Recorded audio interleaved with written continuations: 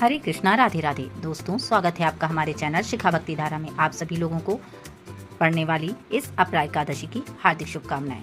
दोस्तों, इस एकादशी तिथि का अत्यधिक महत्व है हिंदू धर्म में। इस व्रत के पालन से पुण्य फल की प्राप्ति होती है। किसी भी व्रत को एकादशी के समान फलदायी नहीं माना गया है।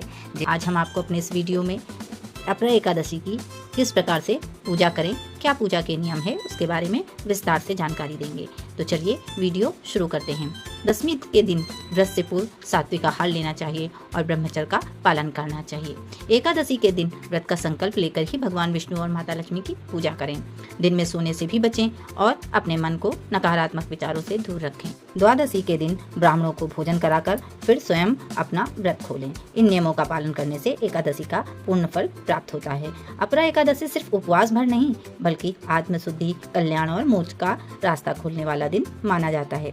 इस दिन भगवान विष्णु और माता लक्ष्मी की पूजा करने से इस व्रत का पुण्य मकर संक्रांति के स्नान, काशी में शिवरात्रि व्रत, गया में पिंडदान, बद्रीनाथ दर्शन के समान माना गया है और इसे करने और सुनने मात्र से 1000 गायों के दान जितना पुण्य प्राप्त होता है।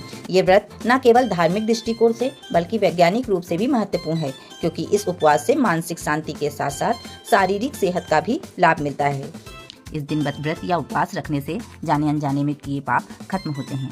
इस दिन विधि विधान से पूजा करने से मोक्ष मिलता है। अब आपको हम इस एकादशी में पूजा किस प्रकार करनी है ये बताते हैं। तो वीडियो शुरू करने से पहले अगर आप चैनल में नए हैं तो चैनल सब्सक्राइब कर लें और आने वाली वीडियो की जानकारी चाहते हैं तो बेल आइकन का बटन प्रेस कर दें ताकि नई वीडियो की जानकारी मिल सके। और वीडियो को लाइक व शेयर करना बिल्कुल न भूलें। तो चलिए शुरू करते हैं। एकादशी व्रत करने के लिए पहले भी बताया है कि ये दशमी तिथि से शुरू हो जाता है और दशमी तिथि पर आप एक समय शुद्ध व सात्विक भोजन करें जिसमें लहसुन प्याज भी नहीं होना चाहिए। सूर्यास्त होने के बाद अन्न भी नहीं खाना चाहिए और ब्रह्मचर्य का पालन करते हुए भूमि पर ही शयन करना चाहिए। और फिर एकादशी वाले दिन प्रातः उठकर ब्रह्म मुहूर्त में ही स्नान कर लेना चाहिए। अगर संभव हो तो किसी नदी या सरोवर में स्नान कर लें। अगर संभव ना हो तो घर पे ही गंगा जल या आंवला रस डालकर स्नान करें। फिर साफ व स्वच्छ कपड़े पहने, हो सके तो पीले रंग के ही कपड़े धारण करें क्योंकि काले व नीले रंग के कपड़े पूजा में वर्जित है। याद रखें कि इस दिन आप झाड़ू ना लगाएं क्योंकि कहा जाता है कि व्रत रखने वाले को इस बात का ध्यान रखना चाहिए कि उसके हाथों से किसी जीव को पीड़ा ना हो। और झाड़ू लगाते समय तो बहुत से छोटे छोटे जीवों को हानि पहुंच सकती है, इसलिए झाड़ू ना लगाएं। पूजा शुरू करने से पहले गंगा जल से पूरे घर में छींटे लगाएं और हल्दी से स्वास्तिक मेन गेट पर बनाएं। इससे घर में शुद्धता आती है और घर पर अच्छा वातावरण रहता है। फिर सबसे पहले सूर्य नारायण को जल अर्पित कर उन्हें प्रणाम करें, उनकी वंदना करें। फिर पूजा आसन पर बैठकर सबसे पहले एकादशी का संकल्प करें। फिर भगवान श्री हरि विष्णु की जो भी मूर्ति हो या फिर विग्रह हो, और अगर ये दोनों ही ना हो तो अगर आपके घर में लड्डू गोपाल हो तो उन्हें पंचामृत से स्नान कराएं। फिर पीले वस्त्र धारण कराएं।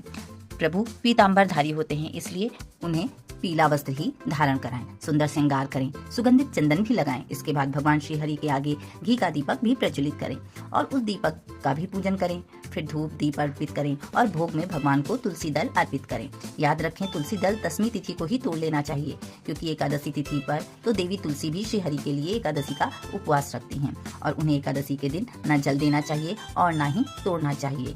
फिर भगवान को तांबूल, पुंगी, फल आदि अर्पित करें। भगवान की मंत्रों द्वारा स्तुति करना, अगर मंत्र नहीं आते हैं तो आप नारायण स्तोत्र, विष्णु सहस्त्रनाम या तो विष्णु चालीसा का भी पाठ कर सकते हैं। अगर वो भी नहीं आता है तो प्रभु के नाम का कीर्तन कर लें।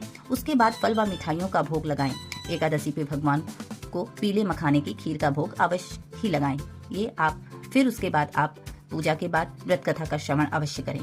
कहते हैं कि पूजा में व्रत कथा का श्रवण करना अत्यंत ही शुभ माना जाता है और बिना व्रत कथा के पूजा पूर्ण भी नहीं होती है, इसलिए व्रत कथा अवश्य श्रवण करें। उसके बाद प्रभु की वंदना करते हुए उनकी आरती करें। एकादशी के दिन व्रत रखकर पूरा दिन सोना नहीं चाहिए। इसमें फलाहार खाएं और रात्रि में मंदिर में दीपदान अवश्य करें और रात्रि जागरण करके भगवान का संकीर्तन करें। अगले दिन द्वादशी को व्रत पालन का जो समय बताया है उसी समय में व्रत को खोलना चाहिए ताकि व्रत का पूर्ण फल मिल सके। भगवान की पूजा अर्चना करके प्रभु श्री हरि की कृपा पाकर सभी मनोकामनाएं पूर्ण हो, ऐसी भावना के साथ अब हम आपसे विदा ले रहे हैं। एकादशी की व्रत कथा के साथ फिर अगले वीडियो में मिलते हैं। तब तक के लिए वीडियो अच्छा लगा हो, वीडियो पसंद आया हो तो प्लीज लाइक करें, शेयर करें और सब्सक्राइब करें। राधे राधे।